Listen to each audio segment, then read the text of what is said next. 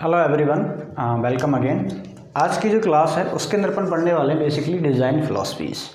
देखो, design philosophy के बारे में अपन जब बात करते हैं कि ऐसी 3-4 फ़िलासफ़ी अब तक आई हैं डिज़ाइन की, ठीक है, कि जिन्होंने अपने अलग अलग कुछ मेथड्स दिए हैं, उन्होंने अपने अपने अलग अलग कुछ क्राइटेरिया को एज्यूम किया हुआ है, जिसके अकॉर्डिंग आप क्या करो, आरसीसी के स्ट्रक्चर को डिज़ाइन करो।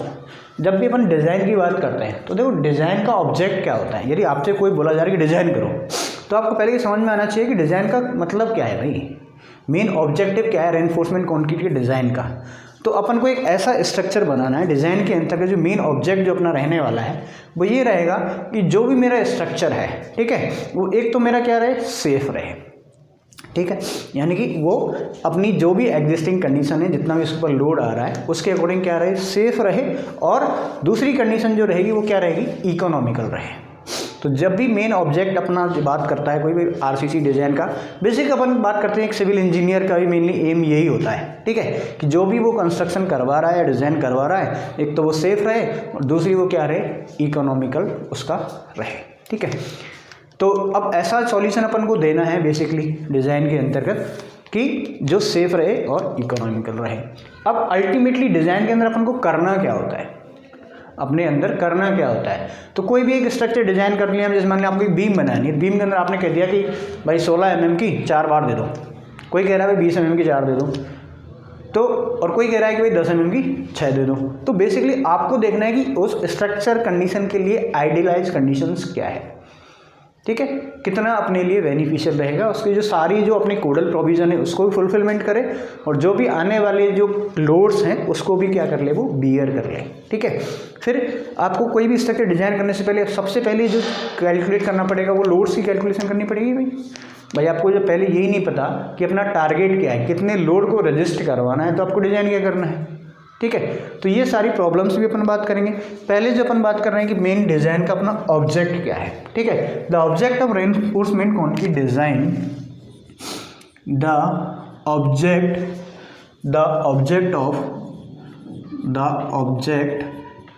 ऑफ reinforced स्ट्रक्चर डिज़ाइन क्या है भाई, ऑब्जेक्ट अपने बात करिए अभी, is to achieve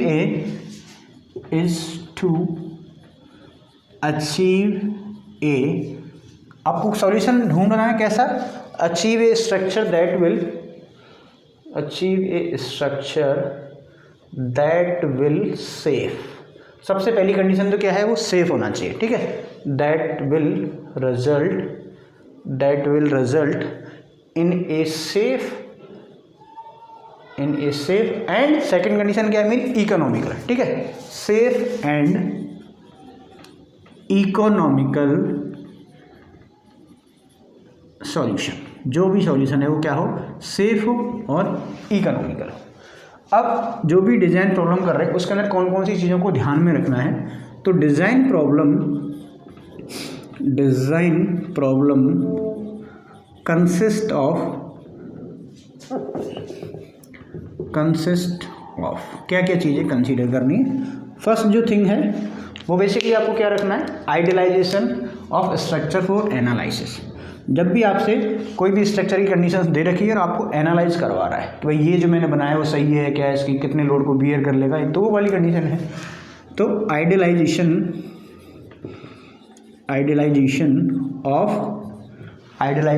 of structure for analysis. Second अपन बात करें लोड्स की, ठीक है, तो आपको क्या करना है, सबसे पहले एस्टिमेशन ऑफ लोड्स। नेक्स्ट अपन बात करते हैं तो क्या होगा, analysis of ideal structure model to determine the axial thrust, shear force, bending moment and deflection. जो भी स्ट्रक्चर है यदि वो मेरा आइडियल कब होगा, जब उसके अंदर मैं सारी कैलकुलेशन कर लूँ और वो उसके अकॉर्डिंग क्या रहे, सेफ रहे, तभी तो मैं कहूँगा, ठीक है। तो एनालिसिस ऑफ आइडियलाइज्ड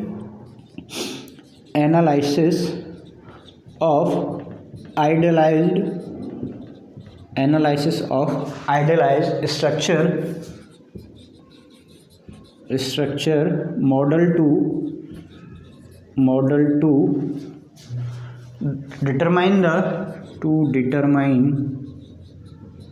द जो भी लोड है, चाहे एक्सियल कंप्रेशन की बात कर ले, चाहे एक्सियल टेंशन की बात कर ले, ठीक है, शियर की बात कर ले, एक्सियल थ्रस्ट, शियर, बेंडिंग, ठीक है, एंड डिफ्लेक्शन, जो भी डिफ्लेक्शन क्राइटेरिया उसको भी फुलफिल करे, ठीक है, बेंडिंग की बात कर लो चाहे डिफ्लेक्शन की बात। इसके अलावा जो भी मटेरियल की स्पेसिफिकेशन अपन को रखनी है उनके बारे में भी ध्यान रखना है और पूरी डिटेलिंग करनी है, ठीक है। तो जब भी डिज़ाइन की बात करेंगे तो मटेरियल की स्पेसिफिकेशन भी आपको देनी है, ठीक है, material specification and ductile detailing, ठीक है, या फिर कह सकते हैं detailing of reinforcement and detailing of reinforcement, यानी कि आपको ये तो पता है कि भाई ठीक है भाई 4 सरिये रेनफोर्समेंट के देने हैं, 16 mm के 4 सरिये देने हैं, तो उनके बीच की स्पेसिंग क्या रहेगी, ठीक है, कितना उसकी वर्टिकल स्पेसिंग, कितनी हॉरिजॉन्टल स्पेसिंग, उसको किस तरह से बाइंड करना है, वो सारा शेड्यूल भी आपको उस पर्टिकुलर डिज़ाइन के अंदर शेड्यूल देना पड़ेगा, ठीक है। इसके अलावा जो भी अपना स्ट्रक्चर है उसकी डिटेल ड्राइंग आपके पास में अवेलेबल होनी चाहिए और जो भी शेड्यूल ऑफ रेनफोर्सिंग बार रहता है वो भी आपको देना है, BBS देना है, बार बेंडिंग शेड्यूल, ठीक है, डिटेल्ड या फिर डिटेल्स ऑफ स्ट्रक्चर, ठीक है, detailed structural drawing and schedule of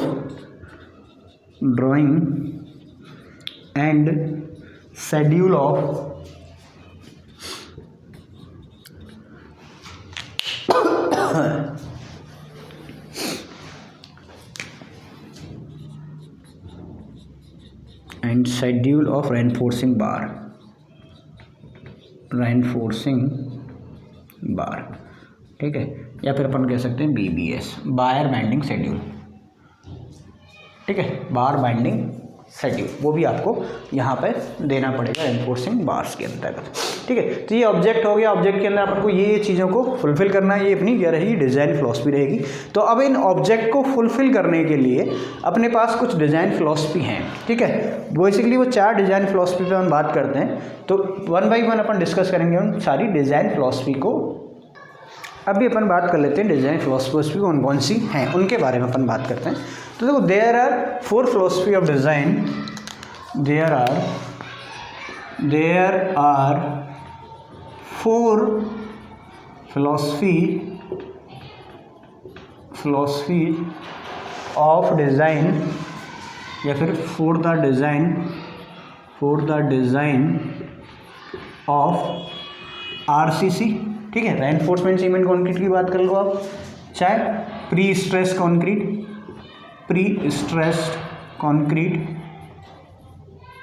as well as steel structure, ठीक है, चाहे आप स्टील स्ट्रक्चर की बात करो, चाहे RCC की बात करो, और चाहे आप कर लो प्री स्ट्रेस कंक्रीट की बात कर लो। तो इसके अंतर्गत 4 क्या है अपनी डिज़ाइन फिलॉसफी हैं, ठीक है, उनके बारे में अपन बात करने वाले हैं, जिसमें से फर्स्ट है अपनी वर्किंग स्ट्रेस मेथड, ठीक है, इनके बारे में डिटेल में अपन को पढ़ना है, वर्किंग स्ट्रेस मेथड। सेकंड है अपनी लिमिट स्टेट ऑफ डिज़ाइन, या फिर अपन कह सकते हैं उससे पहले एक और आई थी, अल्टीमेट लोड डिज़ाइन मेथड, ठीक है, अल्टीमेट डिज़ाइन क्या है भाई, अल्टीमेट लोड डिज़ाइन या फिर अल्टीमेट डिज़ाइन भी कह सकते हो, कोई फ़र्क नहीं पड़ता है। थर्ड है अपनी लिमिट स्टेट डिज़ाइन, ठीक है, कौन सी है भाई, limit state design. And fourth one is performance based design, ठीक है, परफॉर्मेंस बेस्ड डिज़ाइन। तो देखो ये 4 डिज़ाइन फिलॉसफी हैं जिनके अंतर्गत जो अपने पॉइंट ऑफ व्यू से जो इम्पोर्टेंट है ये वाली, और मोस्ट इंपॉर्टेंट है अपनी ये वाली। ठीक है, सबसे पहली जो डिजाइन फिलॉसफी आई थी वो वर्किंग स्ट्रेस मेथड ही आई। फिर यहाँ पे कुछ इसकी क्या थी, डिसएडवांटेजेस थे या फिर कमियाँ थी, उनको दूर करने की कोशिश की गई। फिर सेकंड आई, लेकिन सेकंड भी सक्सेस नहीं हुई। Third one is most successful, और अभी अपन जो चल रहे हैं वो परफॉर्मेंस बेस्ड डिज़ाइन की तरफ, आगे की तरफ जा रहे हैं। ठीक है, यानी पहले अपन स्ट्रक्चर की परफॉर्मेंस का एनालिसिस करेंगे, उसके अकॉर्डिंग अपन उसके डिज़ाइन को आगे की तरफ कैरी फॉरवर्ड करेंगे। तो ये बेसिकली मेरी क्या है, 4 डिज़ाइन फिलॉसफी हैं जिन पर अपन बात करने वाले हैं, और अपने एग्जाम पॉइंट ऑफ व्यू से अपन बात करेंगे इन 2 के ऊपर ही। ठीक है, एक तो वर्किंग स्ट्रेस डिज़ाइन मेथड और दूसरा मेरा क्या हो जाएगा, लिमिट स्टेट डिज़ाइन मेथड। तो फर्स्ट अपन बात करते हैं वर्किंग स्ट्रेस डिज़ाइन मेथड की। ठीक है, देखो वर्किंग स्ट्रेस डिज़ाइन मेथड है, इसको बेसिकली इलास्टिक थ्योरी भी कहा जाता है। यदि आपसे पूछा है कई बार कि इलास्टिक मेथड या फिर इलास्टिक थ्योरी, ठीक है, ये जो मेथड है बेसिकली इसी के ऊपर बेस्ड है, इसलिए इसका नाम इलास्टिक थ्योरी भी रख दिया गया है। सबसे पुराना मेथड यही है, तो जो भी ट्रेडिशनल डिज़ाइन जो अब तक हुई हैं वो किसके अकॉर्डिंग हुई, इसी के अकॉर्डिंग हुई हैं। तो ये मेथड क्या है, traditional method of design, traditional method of design, traditional method of design,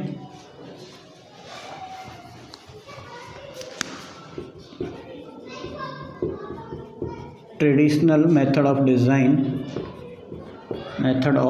design, कौन सी थ्योरी के ऊपर बेस्ड है। यदि थ्योरी की बात करूं तो बेसिकली ये क्या है, इलास्टिक थ्योरी को मान के चलता है। तो ये कॉन्क्रीट जो मेंबर है मेरा, वैसे तो कॉन्क्रीट मेरा इलास्टिक मेथड नहीं है, लेकिन ये जो मेथड है वो मेरा इसमें मान के चलता है इसको, it is assumed to be concrete as a elastic, it is assumed that, it is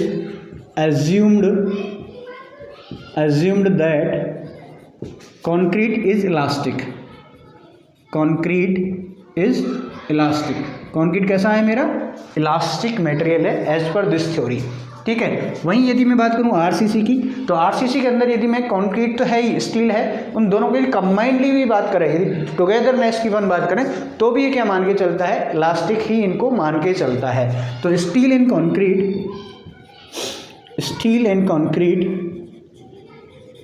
steel and concrete together we have elastically,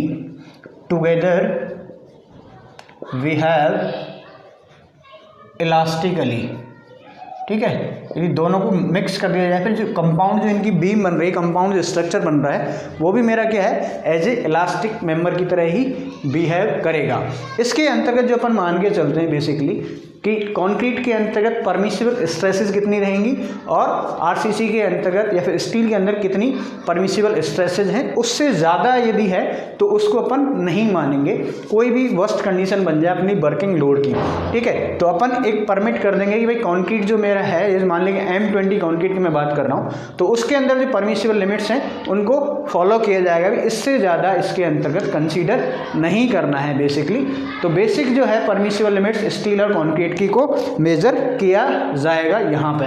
ठीक है, तो अपन बात करें द बेसिक ऑफ जो डिजाइन मेथड है इसके अंतर्गत। ठीक है, the basis of this method, the basis of this method, basis of this method, permissible stresses that this method, that the permissible stresses for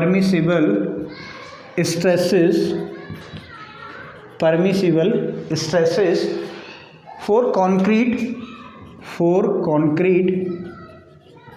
and steel, are not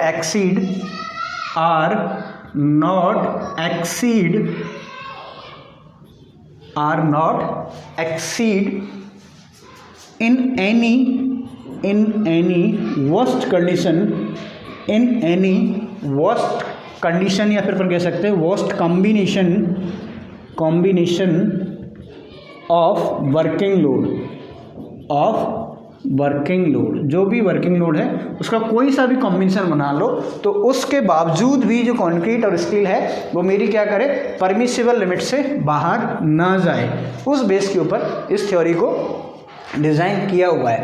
इसके अंतर्गत जो section जो design किए जाएंगे, ठीक है, उनको अपन मान के चलते हैं कि जो भी मटेरियल से बन रहे हैं वो मेरा मटेरियल क्या करे, हुक्स लॉ को फॉलो करे। ठीक है, the sections are designed the sections are designed assuming the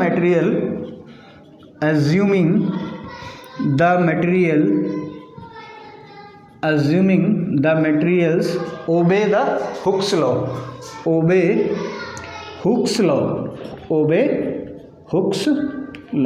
यानी जो भी मटेरियल है वो हुक्स लॉ को क्या करें, ओबे करें या फिर पालन करें उसका। और हुक्स लॉ क्या है मेरा कि स्ट्रेस जो है वो डायरेक्टली क्या होता है मेरा, प्रोपोर्शनल होता है। क्या होता है भाई, stress is directly proportional to the strain. ठीक है, यही तो है मेरा हुक्स लॉ। तभी तो अपने को वहाँ से मॉडुलस ऑफ इलास्टिसिटी मिलती है। क्लियर है यहाँ पे बात ये? ठीक है, नेक्स्ट अपन बात कर, अब देखो अब इसको थोड़ा सा समझने के पॉइंट ऑफ व्यू से अपन आते हैं। ठीक है, वर्किंग स्ट्रेस मेथड को समझने के पॉइंट ऑफ व्यू से अपन अब बात करते हैं बेसिकली कि इसके अंतर्गत क्या क्या प्रॉब्लम्स हैं और क्या क्या प्रॉब्लम्स नहीं हैं। तो अभी अपन बात करते हैं इसके वर्किंग स्ट्रेस डिज़ाइन मेथड की अपन बात कर रहे हैं। ठीक है, कुछ इंपॉर्टेंट पॉइंट्स हैं, उनके बारे में आपको ध्यान रखना है। जैसे मैं मान के चलूँ कि मैं एक बीम की बात कर रहा हूँ यहाँ पे। ठीक है, मैं एक बीम की बात कर रहा हूँ और ये बीम का मेरा क्या है भाई, एक क्रॉस सेक्शन है। ठीक है, ये बीम का मेरा क्या है, क्रॉस सेक्शन है। और इस बीम के अंदर मान लिया कि मैंने क्या दिया हुआ है भाई, रेनफोर्समेंट दिया हुआ है जो भी बॉटम के अंतर्गत दिया हुआ है। और देखो बॉटम के अंदर क्यों दिया है, इसके आपको पहले से पता है कि बीम है, बीम के ऊपर लोड लगेगा ट्रांसवर्स डायरेक्शन से, तो ऊपर अंदर कंप्रेशन जनरेट होगा, नीचे टेंशन जनरेट होगा। तो उस टेंशन को रजिस्ट करने के लिए मेरे को क्या करना पड़ेगा, रेनफोर्समेंट प्रोवाइड करना पड़ेगा। मान लेते हैं कि इस बीम की जो विड्थ है वो क्या है, बी है। ठीक है, ओवरऑल डेप्थ की मैं बात करूं तो ओवरऑल जो डेप्थ होती है वो क्या होती है, कैपिटल डी है। ठीक है, ओवरऑल डेप्थ कहाँ से होगी, टॉप से लेके बॉटम तक की जो डिस्टेंस है वो मेरी क्या होगी, ओवरऑल डिस्टेंस होगी। वहीं मैंने आपको बताया था इफेक्टिव डेप्थ क्या होती है। तो बेसिकली इफेक्टिव डेप्थ क्या होती है, टॉप से लेके और जो रेनफोर्समेंट है उसके सेंटर तक की जो डिस्टेंस है उसको क्या कहा जाता है भाई, इफेक्टिव डेप्थ कहा जाता है। ठीक है, वहीं यदि जो स्टील है 3 बार यदि आपको प्रोवाइड की, कितनी भी हो सकती, इसका जो एरिया रहेगा वो मेरा क्या रहेगा, AST रहेगा। क्या रहेगा भाई, इसका जो एरिया रहेगा वो क्या रहेगा मेरा, AST रहेगा। क्लियर है यहाँ पे? ठीक है, अब मैं इस क्रॉस सेक्शन की बात करता हूँ, आगे फॉरवर्ड करता हूँ इसको।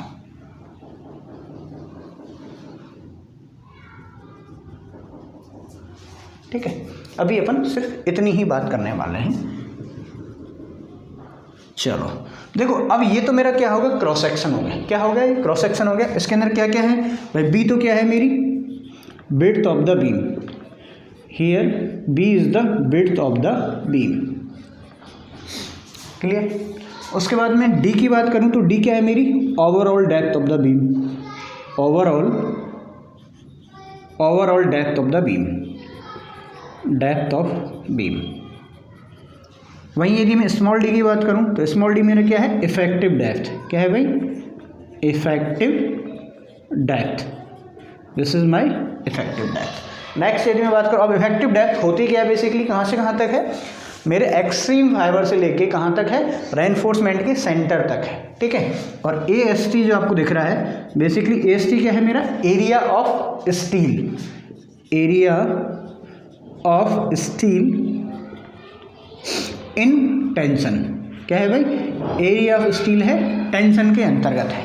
ठीक है, जब भी मैं बात करता हूँ ट्रांसवर्स या फिर इस रेनफोर्समेंट की, तो मैंने देखा था कि जब भी मैं बात करूँगा बीम की, ठीक है, जब भी मैं बीम की बात करूँगा तो बीम के अंदर मैंने ये बात कर ली, जैसे कि ये बीम है मेरा, इस बीम के अंदर क्या होगा, यहाँ पर मैंने ट्रांसवर्स डायरेक्शन से लोड लगाया तो बीम क्या हो जाएगी, कुछ इस तरह से डिफ्लेक्ट हो जाएगी भाई। क्या हो जाएगी, कुछ तो इस तरह से डिफ्लेक्ट हो जाएगी।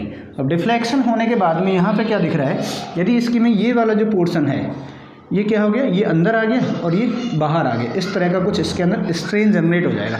क्या हो जाएगा भाई, स्ट्रेन जनरेट होगा। तो यदि मैं इसका स्ट्रेन डायग्राम यहाँ पे बनाने की कोशिश करूँ, ठीक है, तो यहाँ पे जो एक्सट्रीम फाइबर के अंदर सबसे ज़्यादा स्ट्रेन आएगा भाई, सबसे ज़्यादा कंप्रेशन कहाँ आएगा, टॉप के ऊपर। ठीक है, और वो धीरे धीरे क्या होता जाएगा, कम होता हुआ चला जाएगा। ठीक है, यानी यहाँ पे क्या हो रहा है, ये जो बीच में जो लाइन थी, यहाँ पे मेरा क्या है, सबसे ज़्यादा कंप्रेशन जनरेट हुआ, यहाँ पे टेंशन जनरेट हुआ। तो इस कंप्रेशन के अकॉर्डिंग एक स्ट्रेन जनरेट होगा और इस टेंशन के अकॉर्डिंग जनरेट होगा। तो यहाँ पे जो कंप्रेसिव स्ट्रेन रहेगा वो कॉन्क्रीट के अंदर ये रहेगा, और नीचे बॉटम की बात वो रिवर्स डायरेक्शन, यानी ऊपर से क्या हो रहा है, मेजर सेक्शन है श्रिंक कर रहा है, नीचे क्या कर रहा है, एक्सपेंड कर रहा है। तो बेसिकली जिसका जो स्ट्रेन डायग्राम बनता है वो कुछ इस तरह का बनेगा। ठीक है, कैसा बनेगा भाई, इस तरह का बनेगा। यदि मैं यहाँ पे बात करूँ तो देखो ऊपर मैं मान के चल रहा हूँ, अब ये जो बीच में जो पॉइंट है जहाँ पे मेरी क्या है, स्ट्रेसेस की वैल्यू 0 है, स्ट्रेन की वैल्यू भी क्या है, 0 है। ये जो क्रॉस सेक्शन है इसको मैं बोल देता हूँ न्यूट्रल एक्सिस। ये क्या है, मेरी न्यूट्रल एक्सिस। क्या है भाई, न्यूट्रल एक्सिस। ये मेरी एक्सिस क्या है, न्यूट्रल। ठीक है, और न्यूट्रल का मतलब ही क्या होता है, जिस पर ना तो कंप्रेशन है ना ही क्या है मेरा टेंशन है। तो उस एक्सिस की मैं बात करूं तो वो मेरी क्या हो गई, न्यूट्रल एक्सिस हो गई। तो न्यूट्रल एक्सिस पर यदि स्ट्रेन की बात करो चाहे स्ट्रेस की बात करो, वो सब क्या मिलेगा अपन को, 0 मिलेगा। ठीक है, तो यहाँ पर मैं स्ट्रेन को शो कर देता हूँ। तो एप्सिलॉन सी जो है मेरा वो क्या हो गया, स्ट्रेन इन कॉन्क्रीट। एप्सिलॉन सी क्या है, स्ट्रेन इन कॉन्क्रीट। वहीं यदि मैं, ये स्टील है मेरा, ये स्टील है, तो यहाँ की जो बात कर लेता हूँ तो ये मेरा क्या हो जाएगा, स्ट्रेन इन स्टील। क्या हो जाएगा भाई, स्ट्रेन इन स्टील या फिर टेंसाइल स्टील, ऐसा ये लिख सकते हैं, एप्सिलॉन एस टी। ठीक है, ये क्या है मेरा एप्सिलॉन में, याद रखना ये ई नहीं है। ठीक है, तो ये मेरा क्या हो गया, इसका स्ट्रेन डायग्राम, यानी सबसे ज़्यादा जो स्ट्रेन बना वो एक्सट्रीम फाइबर के ऊपर बना। धीरे धीरे इसका जो वेरिएशन है वो क्या रहेगा, लीनियर वेरिएशन रहेगा। अपन ने पहले ही मान चुके हैं कि जो मेरा मटेरियल है वो क्या है, हुक्स लॉ को ओबे करेगा। हुक्स लॉ का मतलब क्या है, स्ट्रेस और स्ट्रेन का जो डायग्राम बनेगा वो क्या बनेगा, लीनियरली वेरी करता हुआ चलेगा। ठीक है, नेक्स्ट अपन बात कर लेते हैं अब स्ट्रेस डायग्राम की। तो बेसिकली ये मेरा क्या हो गया, स्ट्रेन डायग्राम। और अब मैं जो देखो, अब जो स्टील मेरे को प्रोवाइड करना है वो यहाँ पे प्रोवाइड करना है, तो इससे नीचे जाने का कोई सेंस मेरा है नहीं। और इसके अलावा जो वर्किंग स्ट्रेस मेथड है वो क्या मान के चलता है कि जितना भी मेरा कंप्रेसिव स्ट्रेस है उसको तो बियर कौन करेगा, मेरा कंक्रीट बियर करेगा, और जितना भी टेंसाइल स्ट्रेंथ है उसकी जगह अपन क्या प्रोवाइड कर देंगे, AST। यानी जो भी मेरा जो टेंसाइल जो लोड आएगा उसको कौन बियर करेगा, मेरा स्टील बियर करेगा, और जो कंप्रेसिव लोड आएगा उसको कौन बियर करेगा, मेरा कंक्रीट बियर करेगा। ठीक है, तो कंक्रीट की, अब ये तो मेरा क्या हो गया, स्ट्रेस डायग्राम। ये बेसिकली क्या है, ये तो मेरा क्या था, क्रॉस सेक्शन। ये मेरा क्या हो गया, स्ट्रेन डायग्राम। ठीक है, अभी मैं बात कर रहा हूँ स्ट्रेस की। किसकी बात कर रहा हूँ भाई, स्ट्रेस की। तो देखो बेसिकली स्ट्रेस का भी क्या है कि स्ट्रेस का जो वेरिएशन है वो भी क्या माना है, लीनियर माना है, हुक्स लॉ है। तो वर्किंग स्ट्रेस मेथड के अंतर्गत जो वेरिएशन माना है वो कैसा माना है भाई, स्ट्रेट ही मान के अपन चलते हैं। क्या मान के चलते हैं, स्ट्रेट ही मान के चलते हैं। तो मान लिया कि मैं जो कंक्रीट है उसके टॉप फाइबर के ऊपर जो मैक्सिमम जो स्ट्रेस जनरेट होगा वो ये होगा। उसके बाद क्या करेगा, वो धीरे धीरे न्यूट्रल एक्सिस पे आके 0 हो जाएगा। ठीक है, और नीचे क्या है, मेरा स्टील है। तो स्टील, अब देखो स्टील कहाँ है, सिर्फ इस पोर्शन के अंदर है। और यहाँ पे जो भी कंक्रीट होगी, यहाँ पे जो भी कंक्रीट होगी उसको मैं क्या मान लूँगा भाई, 0। ठीक है, क्योंकि इसका मटेरियल का मेरे को स्ट्रेस तो कोई दे नहीं रहा है, तो मैं क्या मान लेता हूँ, 0। तो यहाँ पे जो मैक्सिमम जो स्ट्रेस जनरेट हुआ वो कंक्रीट के अंदर जो परमिसिबल स्ट्रेस है वो मेरा क्या हो गया, सिग्मा CVC। ठीक है, क्योंकि अपन ने माना था कि जो भी जो स्ट्रेस जनरेट होगा उसको परमिसिबल लिमिट से ज़्यादा नहीं होना चाहिए, तो मैक्सिमम क्या हो जाएगा, परमिसिबल स्ट्रेस सिग्मा CVC हो जाएगा। ठीक है, नेक्स्ट मैं बात करूँ यहाँ पे स्टील के अंतर्गत, जो स्टील के अंदर जो स्ट्रेस जनरेट हुआ परमिसिबल स्ट्रेस वो मान लिया मैंने क्या है, सिग्मा ST। ठीक है, क्या हो गया भाई, सिग्मा ST। अब यदि मैं बात करूँ, ये तो स्ट्रेस हो गया, ये मेरा क्या हो गया, स्ट्रेन हो गया, ये मेरा स्ट्रेस डायग्राम हो गया। नेक्स्ट यदि मैं टोटल फोर्स की बात करूँ तो देखो फोर्स मान लिया कि जो कंप्रेसिव फोर्स है वो कंप्रेसिव फोर्स क्या लग रहा है, C लग रहा है। कंप्रेसिव फोर्स क्या लग रहा है भाई, C लग रहा है, C। कंप्रेसिव फोर्स मेरा क्या हो गया, C हो गया, और वो कहीं ना कहीं इसके अंदर यहाँ पे लगा हुआ है। ठीक है, यहाँ पे लगा हुआ है। इसके बाद में जो टेंसाइल फोर्स है वो कहाँ लगेगा, यहाँ पे लग जाएगा। भाई टेंशन कौन ले रहा है, स्टील, और कंक्रीट क्या ले रहा है, मेरा कंप्रेशन। अब यदि इन दोनों जो फोर्स हैं, इन फोर्सों के बीच की जो डिस्टेंस को ले लिया जाए तो वो मेरी क्या कहलाती है भाई, लीवर आर्म। क्या कहलाती है भाई, लीवर आर्म। क्या कहलाती है भाई, लीवर आर्म। और लीवर आर्म को डिनोट किया जाता है ZD से। किससे भाई, ZD। तो D तो क्या है यहाँ, इफेक्टिव डेप्थ है, और J मेरा क्या हो जाएगा, मेरा लीवर आर्म फैक्टर हो जाएगा। ठीक है, तो अब इन सारी चीज़ों को मैं लिख देता हूँ भाई। मैंने क्या माना, B विड्थ मान लिया, D ओवरऑल डेप्थ मान लिया स्मॉल d, इफेक्टिव डेप्थ मान लिया AST, एरिया ऑफ टेंशन स्टीलमेंट हो गया। ठीक है, वहीं एप्सिलॉन C की बात करूँ तो strain in concrete. Epsilon C क्या है मेरा, strain in concrete, strain in concrete. ठीक है, और एप्सिलॉन ST की बात करूँ तो ये क्या है मेरा, strain in steel, strain in steel. यदि कंक्रीट का EST पूछे तो यानी कि ये एक्सट्रीम फाइबर की बात कर रहे हैं, और EST पूछे तो यहाँ पे जहाँ पे मेरा स्टील है वहाँ की अपन बात करके चल रहा है। वहीं अपन ने यहाँ पे पढ़ा sigma CBC। Basically sigma CBC क्या है, मेरा परमिसिबल स्ट्रेस है, किसमें, कंक्रीट के अंतर्गत और बेंडिंग कंप्रेशन के अंदर, ठीक है। तो permissible compressive stress, permissible bending compression, ठीक है। कंप्रेशन भी कौन सा है, बेंडिंग की वजह से जनरेट हुआ है, ठीक है। Permissible bending compression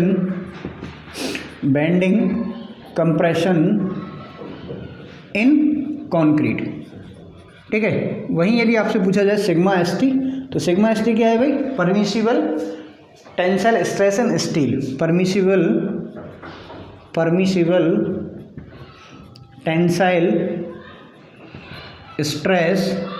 permissible tensile stress in steel, ठीक है। Permissible tensile stress in steel. C क्या हो गया मेरा, टोटल कंप्रेशन, ठीक है।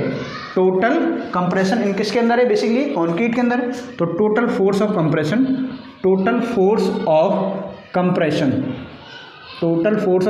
सी हो गया। और टी क्या हो गया मेरा, total force in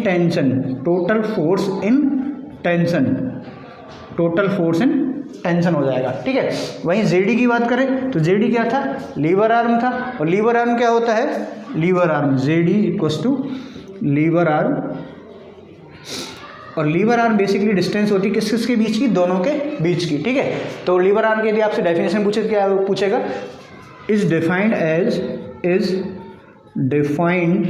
it is लिख लो डायरेक्टली, ठीक है। It is defined as the distance between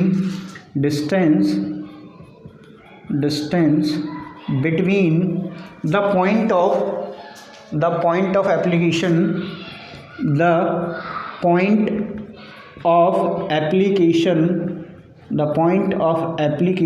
कौन कौन से पॉइंट ऑफ एप्लीकेशन, फोर्सेस के, ठीक है। एप्लीकेशन ऑफ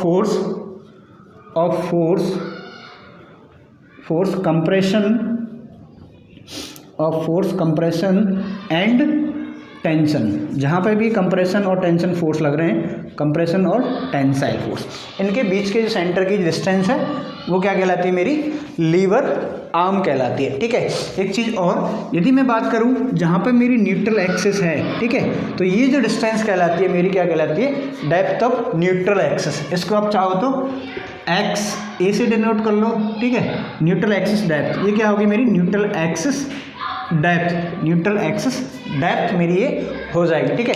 बाकी अभी अपन आगे पढ़ने वाले हैं इसके बाद में, ठीक है। उसके बाद में कुछ अजम्पशंस हैं जो वर्किंग स्ट्रेस मेथड के अंतर्गत लिए गए हैं, उनको भी अपन यहाँ पे अभी पढ़ने वाले हैं। तो इसको मैं रब कर देता हूँ, अजम्पशंस की तरफ अपन आते हैं। अजम्पशंस क्या है,